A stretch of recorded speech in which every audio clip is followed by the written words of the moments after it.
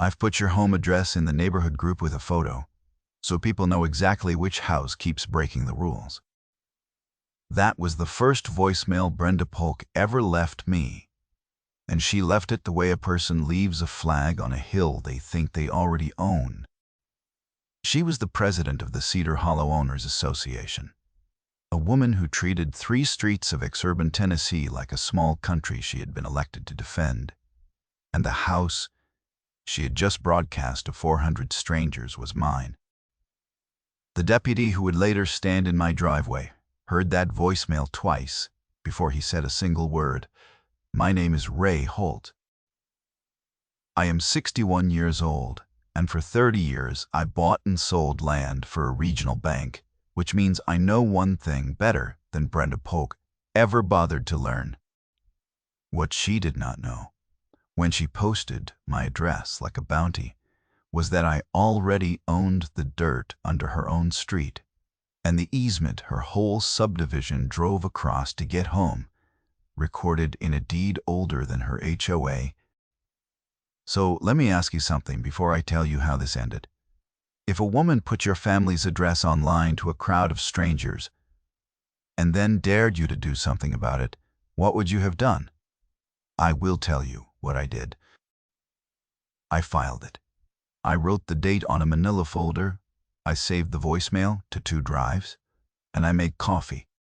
Then I went back to the records I had been quietly pulling for 3 weeks, because the part Brenda never understood about a man who spends his life reading deeds is that he reads the deed before he raises his voice. Let me back up to how I got to Cedar Hollow. Because the land matters more than the fight, and the fight only makes sense if you understand the land. I grew up 2 ridges east of where I live now, in a county where my grandfather ran cattle and my father ran a feed store, and where a handshake closed more deals than a notary ever did. I went to work for the bank at 24 in the department nobody pays attention to until something goes wrong, the one that handles real property foreclosures, easements, mineral rights, the unglamorous spine of who actually owns what. For 3 decades, I sat across the table from developers and farmers and widows and county commissioners, and I learned to distrust the loud claim and trust the recorded one. I learned that the truth about land is almost never what people say at the meeting. It is what somebody wrote down 100 years ago and forgot. I will give you one example, because it tells you who I am better than any list of credentials could. In 2001, the bank nearly foreclosed on a dairy farmer named Ed Stiles over a default that the loan committee was certain was clean. Everybody in the room wanted to move. I asked for 2 days. I drove to the courthouse and I pulled the original mortgage and I read it line by line, and on the 3rd page, I found that the legal description in our note covered the wrong 40 acres. A clerk's error from a refinance nobody had caught, which meant the bank had no enforceable lien on the ground it was about to take. We did not foreclose on Ed Stiles. We fixed our own paperwork and we apologized. The loan officer who had wanted to move fast never forgave me for being right. And I never forgot the lesson. The document is the truth. The meeting is just noise. A man who learns that young stops being afraid of loud people, because loud is what you do when you have not read the file. My wife, Carol, never cared about any of that. She cared about the porch and the dogwood and the way the fog sat in the bottom of our hollow on October mornings. We bought the place at Cedar Hollow in 2004, before the developer ever came, when it was just a 41-acre remnant of an old family farm with a farmhouse on it that needed everything. Carol and I rebuilt that house with our own hands over 6 years. She picked the green for the front door. She planted the dogwood the spring our daughter. Nora was born late when we had stopped expecting her. Carol died 4 years ago in March of a cancer that moved faster than any of us were ready for, and she made me promise 2 things before she went. The first was that I would not let the place go. The second was that I would not let Nora grow up scared of the world. I have tried to keep both promises. The second one is the reason this story has the ending it does. The developer came in 2007 and platted the land around us into Cedar Hollow Estates, 140 lots of beige houses and curving streets with names like Hawthorne Bend and Magnolia Run. They built their HOA, their pool, their entrance sign with the fake gas lamp. And here is the thing that everybody who moved in afterward simply assumed, because it is what you assume when you buy into a subdivision. They assumed the developer owned every inch of ground their streets sat on, and that the HOA inherited all of it. They were wrong. And the reason they were wrong is the spine of this whole story. The original farm, my farm, had granted a road easement back in 1939 to the 3 families who farmed the ridge above us so they could haul equipment and cattle down to the county road. That easement ran right along the path that the developer, decades later, paved and named Hawthorne Bend. He never bought the easement out. He never even found it. He built his entrance road on top of a 68-year-old right-of-way that belonged to the parcel I owned, and his title company missed it because it was recorded under the old farm's book and page in a ledger nobody had pulled since Eisenhower. I knew this. I had known it since the week we bought the place, because I am the kind of man who reads his own chain of title for fun on a Sunday. I had a copy of that 1939 easement in a fireproof box in my office, and for 17 years it sat there meaning nothing, because I had no quarrel with anybody. A right you never need is just a piece of paper. Brenda Polk is the one who turned that paper into a key. She became HOA president the year after Carol died. I did not go to the meetings. I paid my modest dues. I kept my 41 acres mowed along the road, and I asked nothing of anybody. My acreage sat outside the platted subdivision, grandfathered, not subject to their covenants. A fact stated plainly in the recorded plat itself if anyone had ever read it.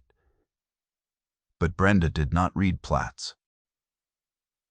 Brenda drove a white luxury SUV with a vanity plate that said CHO1, and she wore a linen blazer over yoga pants to walk the streets with a clipboard, and what she saw when she looked at my place was not a grandfathered farm. She saw a problem.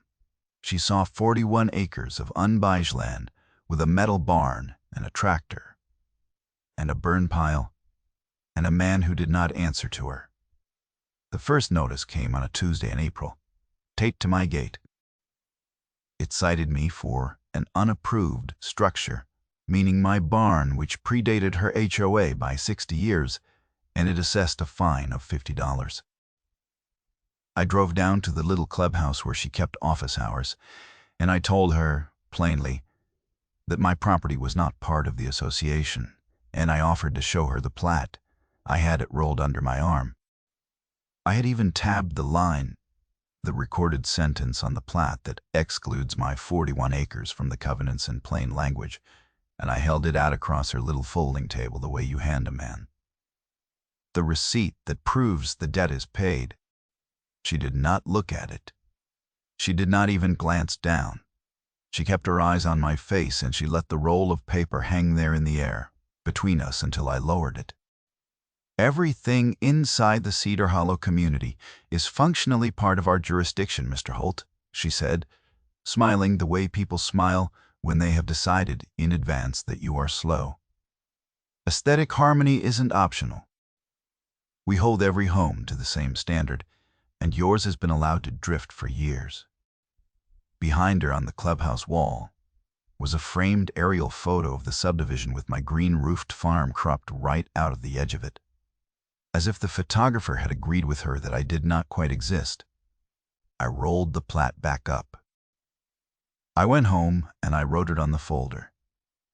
Notice 1. $50. I did not pay it. What I want you to understand is that I was not building a case yet. I genuinely thought she would check, lose interest, move on to someone who actually lived under her rules. People who keep records for a living make this mistake too. We assume everyone else will eventually look at the document. Brenda never looked at the document. That was not laziness. I came to understand much later that it was need. The fines came faster that summer. A second notice in May for the burn pile, $75. A third in June for the tractor parked, in her words, in public view, $100. By July, she had cited me for the color of my barn roof, for a trailer, in my own field for my dogs being visible from the road. Each one taped to my gate in a plastic sleeve. Each one I peeled off, dated, photographed, and filed. There was one Saturday in July when she drove the white SUV with the CHOA 1 plate up to my gate herself and sat there idling while I was setting fence posts 100 feet back. And she put down the window and called out across my own field. "This used to be a respectable view from the road, Mr. Holt. People are talking. You have a daughter, don't you? You'd think a man with a daughter would want to set a better example for the community." She said the word daughter, the way you set down a small stone where someone will step on it later. And then she put the window up and drove off before I could close the distance. And I stood there with a post in my hands and made myself set it in the hole instead of doing anything else with it. I drove to the house, and I wrote that one down, word for word, because a threat dressed as concern is still the thing it is. By August, the folder had 11 notices in it, and the assessed total was $890. None of it owed, all of it recorded. 11 notices. I had not paid a cent, and I had not raised my voice once. The first time I understood there was something underneath it was a Thursday evening in late August, when my neighbor Dale Mercer walked up my driveway with a beer in each hand, and the look of a man who needed to tell somebody something. Dale lived on Hawthorne Bend inside the subdivision, and he sat on the HOA board, the lone vote that kept losing 5-1. He handed me a beer, and we sat on the porch where Carol used to sit, and he told me what the other board members talked about when I was not in the room. He told me Brenda's husband was a man named Kurt Polk, and Kurt Polk ran a development company 2 counties over, and Kurt Polk had spent 18 months trying to assemble enough adjoining acreage to build a second phase of Cedar Hollow, 110 more lots with a new entrance. And the one parcel Kurt Polk needed, the parcel that connected the existing subdivision to the highway frontage, where the money was, the keystone of the entire deal, was mine. 41 acres. The dogwood, the green door. "They're not finding you to fix your barn, Ray," Dale said, turning the can in his hands. "They're finding you to make living here miserable enough that you sell. And the appraisal Kurt's people ran lowballs you at about a third of what that frontage is worth, because they're counting on you being a grieving old man who just wants the headache to stop." He looked at me, a little ashamed to be the messenger. "I thought you should know what kind of thing this is." I asked him how he knew the number. He told me he had seen it on the board's shared drive, a folder marked acquisition that he was not supposed to have opened, with a spreadsheet in it that listed my name and my acreage and a target price and a column header that just said pressure, with the fine dates filled in beneath it like a schedule. The fines were not enforcement. They were a campaign planned in a spreadsheet, with my daughter's bus stop, somewhere in the timing of it. Dale said the word pressure, and then he looked out at my dark field for a while and did not say anything else, and the crickets filled the quiet the way they do in a Tennessee August. And I sat there on Carol's porch and felt the thing in my chest that I have learned not to spend, the bank kind, the kind you put in a folder instead of a fist. I thanked him. I did not tell him about the 1939 easement. I am not proud of holding it back from a friend, but 30 years of bank work teaches you to keep the strong card face down until the table is full. What I did the next morning was drive to the county records office and start pulling everything. Not just my chain of title, which I already knew cold, but Kurt Polk's. The clerk at the counter, a woman named Patsy, who had checked me out so many deed books over the years that she no longer asked for my name, slid the heavy ledgers across the counter 2 at a time, and let me sit at the long oak table by the window where the light was good. His company's filings, his option agreements, the ones recorded as public memoranda, which told me which neighbors he had already gotten under contract and at what price. And the prices were low. The prices were a man buying cheap from people who did not know what he knew. The preliminary plat his engineer had submitted to the County Planning Commission for Phase 2, which is a public document the moment it is filed. I unrolled it on the oak table and weighted the corners with deed books, and I read it the way I read everything, from the legal description outward, slow, looking for the thing that the loud presentation at the eventual hearing would be built to keep you from noticing. And there on sheet 3 of that preliminary plat was the thing that made me set down my coffee in the records room and laugh out loud, alone. For the first time in a long time, Kurt Polk's entire Phase 2 depended on a new access road. And that new access road was drawn straight across the old 1939 easement, the easement I owned. He needed my right-of-way to build the very thing he was trying to squeeze me off my land to make room for. Patsy looked up from her counter at the sound of an old man laughing by himself, and I told her it was nothing, just a long memory, and I copied the sheet and paid my dime a page and drove home with it on the seat beside me like a passenger. Let me tell you the recurring day of that autumn, because it became the rhythm of the whole thing. Every Friday, around 5, when Nora got off the school bus at the end of our drive, there would be a fresh notice on the gate. Brenda had figured out the bus schedule. She timed it, so my 17-year-old daughter would be the one to see the violation sleeve first, the implication being that we were the shameful house, the house with the address she had posted, the house everyone was supposed to know about. Nora was 16 when Carol died, and 17 now, a quiet, watchful kid who had learned more than any teenager should about loss. She did not cry over the notices. She started photographing them before I even asked, with the date stamp on, and laying them on the kitchen table next to my folder. "Dad," she said one Friday, standing there in her school clothes with a plastic sleeve in her hand, "she wants you to be embarrassed." "You're not embarrassed, are you?" I told her I was not. I told her I was busy. She seemed to find that funny, and she went and did her homework, and I went back to the records. That was the autumn Brenda crossed from petty into reckless, and it started with the voicemail I played for you at the beginning. The week after Dale's visit, I declined to attend a so-called compliance hearing she had scheduled about my property, a hearing the association had no authority to hold over a parcel that was not theirs. So she escalated.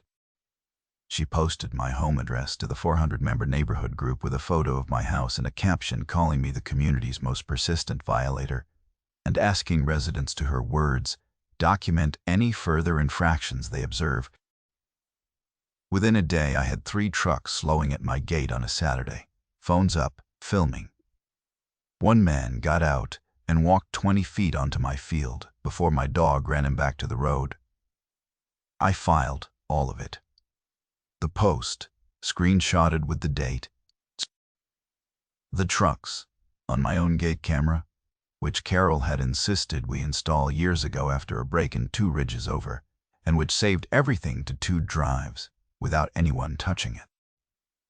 13 notices now, plus a public post inviting strangers to surveil my home. I drove to the sheriff's substation that Monday with the folder. The deputy who took my complaint was a young man named Travis Boyd. Polite, careful, The kind of officer who chooses his words because he has learned what happens when he does not. He listened to the voicemail, he looked at the post, and then he told me the thing that constrained officers always have to tell you. The thing that feels like a door closing. Mr.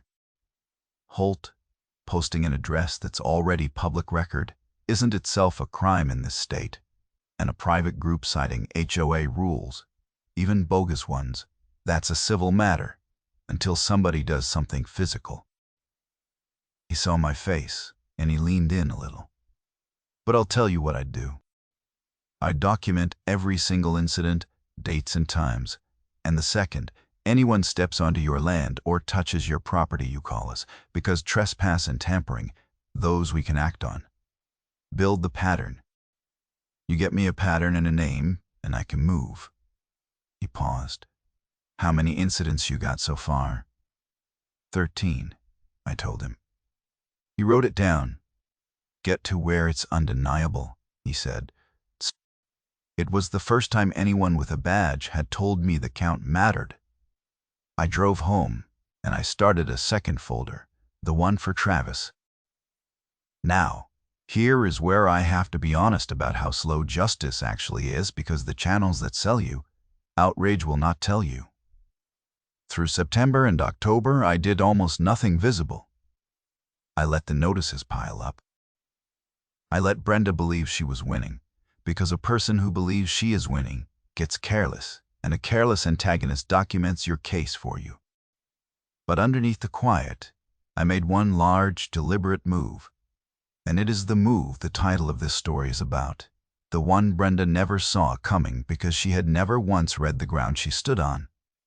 I bought her street, not metaphorically. Let me explain it the way I explained it later.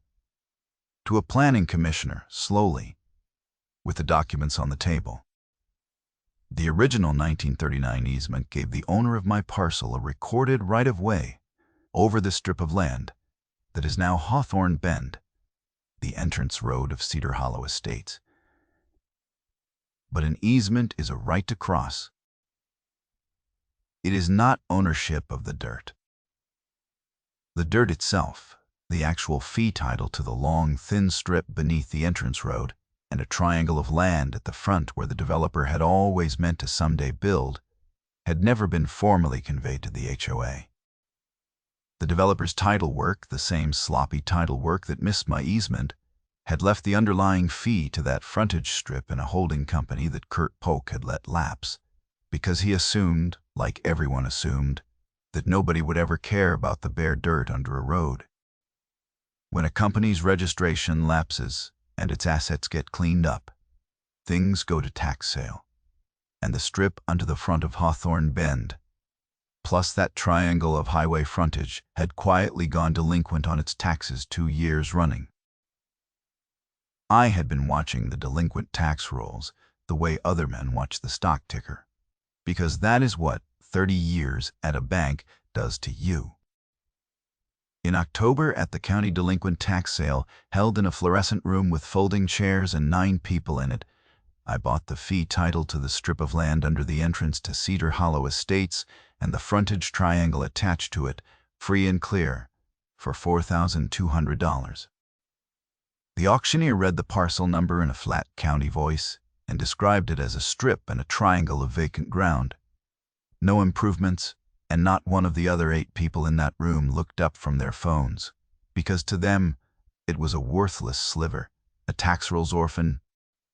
I raised my hand once at the opening bid, and no one raised against me, and the gavel came down in under a minute on the most valuable $4,200 I have ever spent.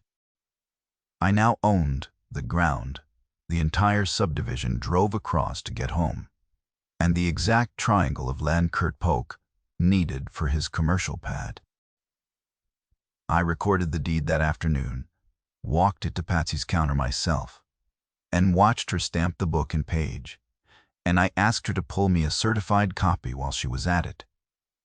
2 of them, one for the fireproof box, and one for the day I knew was coming.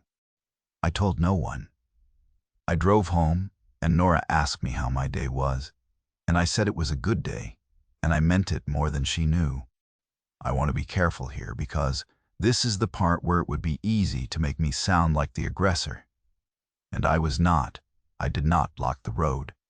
I did not put up a gate across Hawthorne Bend or charge anyone a toll or do a single thing to the 140 families who simply lived there and had no idea their president was running them into a wall. They had done nothing to me. My quarrel was with one woman and the scheme behind her, and the deed I now held was not a weapon I planned to swing. It was a card I planned to lay down, once in the one room where it would end everything. I kept filing notices. The folder reached 19. I waited. Brenda made the wait short, because in November she did the thing that turned a civil headache into a crime, and she did it on a Friday, at the bus, the way she did everything. Kurt's Phase 2 had hit a wall at the Planning Commission, and the wall was me. And Brenda decided to remove the obstacle with a forged document. A man in a polo shirt with a laminated badge that said Cedar Hollow Code Enforcement, a thing that does not exist, showed up at my gate with 2 other men and a flatbed trailer and a printed order on association letterhead authorizing the removal of an unpermitted structure, meaning my burn pile and my fuel cans. The order bore a forged county seal. It was timed for 3:45 on a Friday afternoon, 15 minutes before the school bus. Nora got home to find 3 strangers and a flatbed at our gate, and a man in a fake badge telling her she needed to open the gate for a county abatement. She did not open the gate. She is Carol's daughter. She stood on our side of it and she called me the way a kid calls when she is scared and trying hard not to sound it in pieces. Dad, there's men.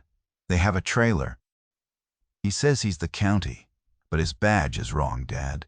It's printed wrong, and he wants me to open the gate, and I told him. I can't, and he's getting... Her voice broke off. Then the man said something I could not hear, and her voice dropped, and she said, Dad, please come home.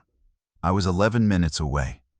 I have never driven a road I knew better, and felt further from the end of it.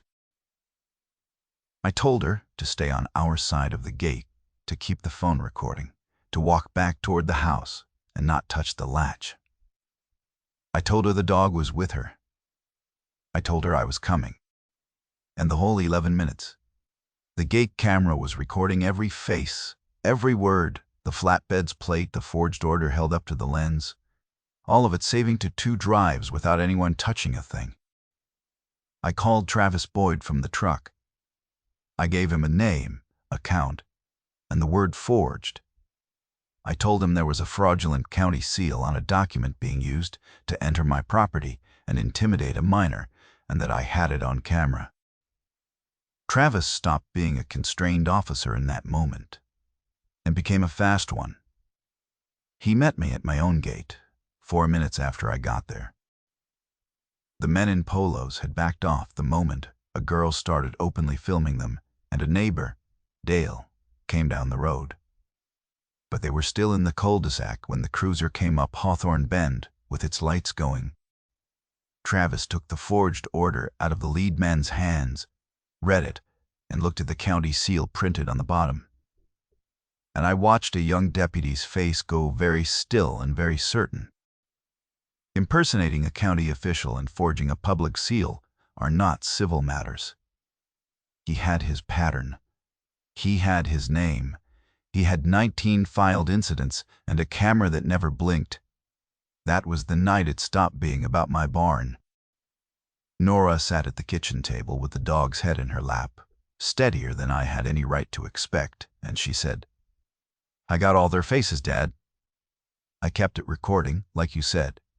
I told her she did exactly right. I told her she was the bravest person I knew.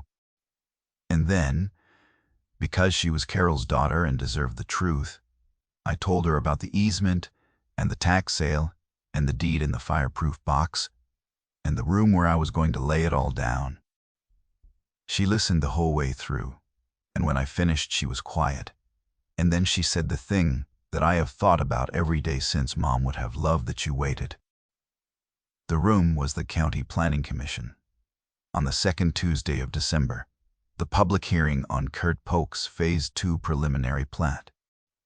I had requested time to speak as an affected adjoining landowner, which is a right any citizen has, and which Brenda and Kurt assumed I would use to beg or to rant. The grieving old man finally breaking.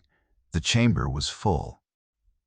Kurt Polk sat at the front table in a good suit with his engineer and his lawyer. Brenda sat in the second row in a bright magenta blazer pearls. Her clipboard on her knee, the picture of a woman who had come to watch a problem get solved. The Deputy Travis stood at the back because the criminal matter was already moving, and he had asked to be present.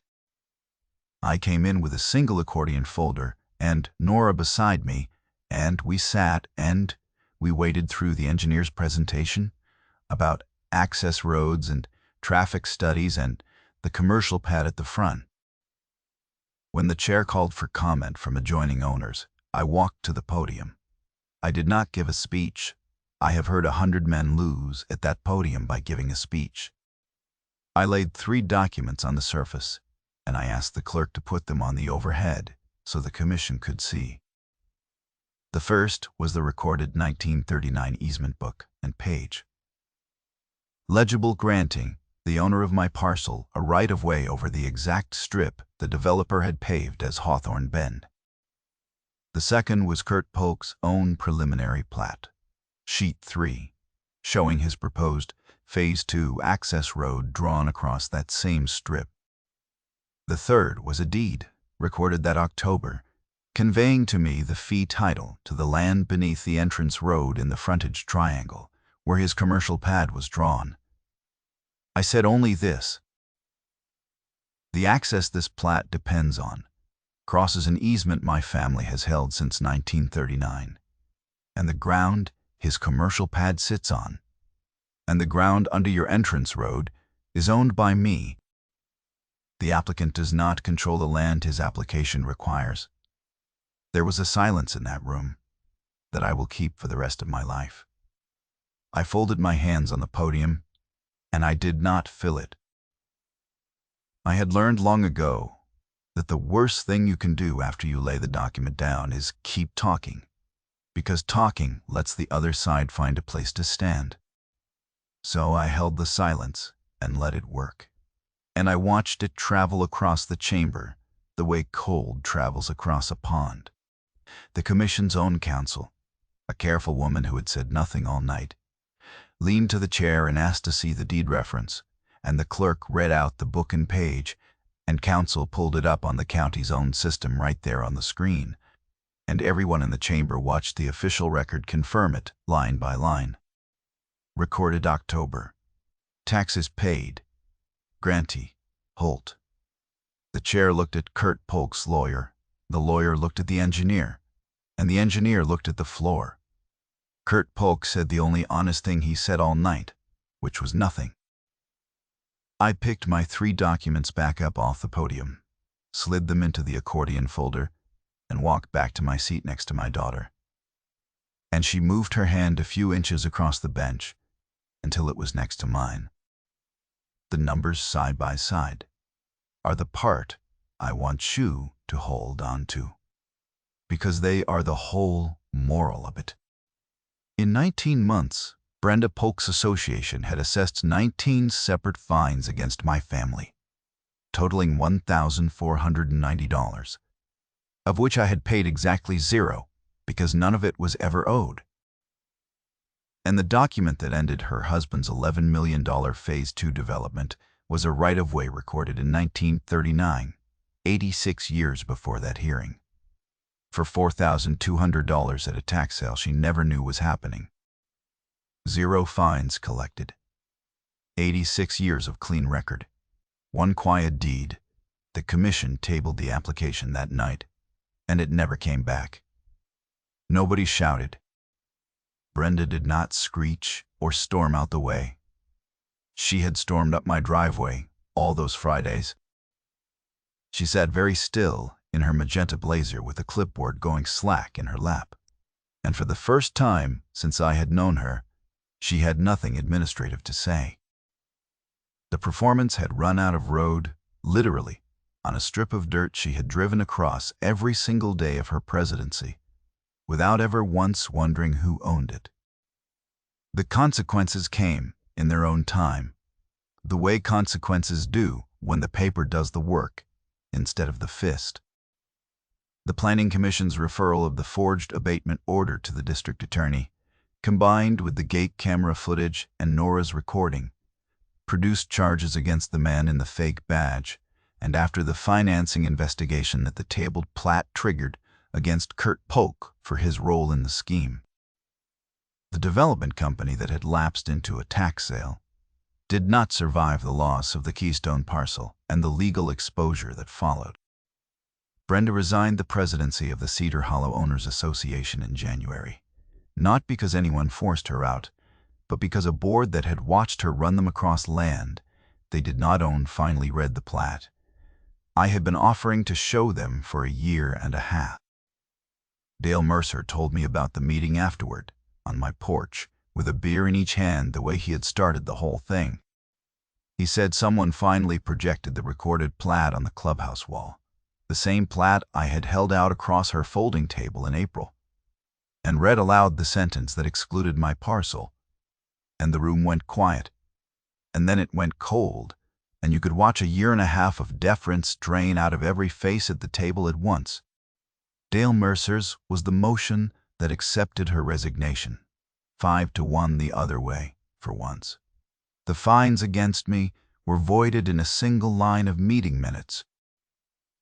The association sent me a letter, on the same letterhead, acknowledging that my parcel had never been subject to its covenants.